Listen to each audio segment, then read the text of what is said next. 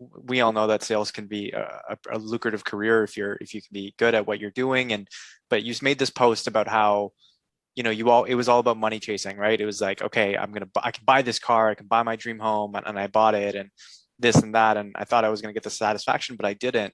Can you talk through what that experience was like of like finally achieving those things that you wanted to buy, but why it maybe didn't satisfy your expectations?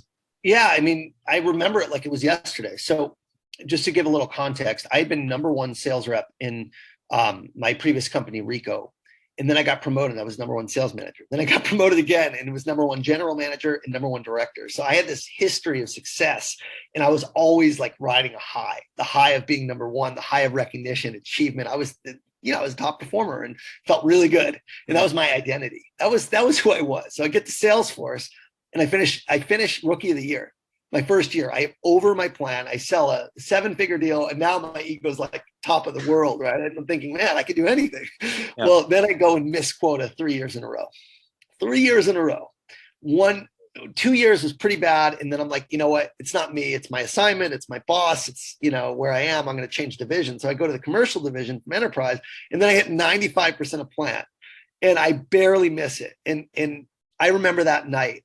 Tony Robbins says it best. Change occurs when the pain of staying the same is greater than the pain of changing, right? So change is painful, but when it's so painful to stay the same that you can't do it anymore, that's when real change occurs. And that's every major change I've made in my life. I reached that kind of breaking point, be it personal or be it in sales. So I get to this point in 2016 where I barely missed my number, 95%. And I'd given it my all. I mean, I had tried so hard and I still missed it.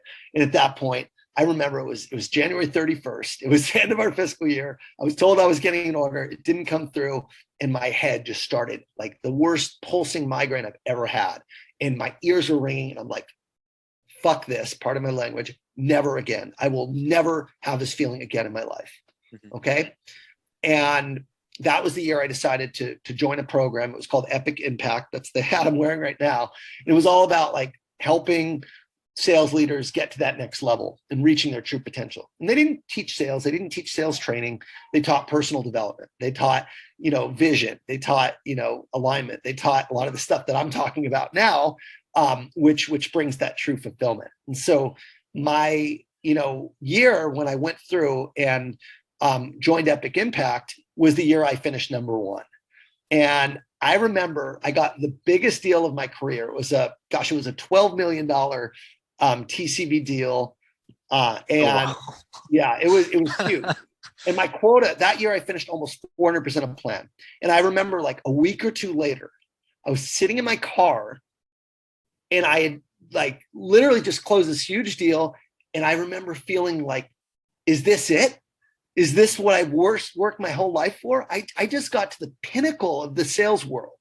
I just made $1 million in 1 year. And yet I feel empty inside. Like now I got to do it all over again. Like, what is this for? And I posted a video to this private group that I was in, this Epic Impact group. It's now called Abundant.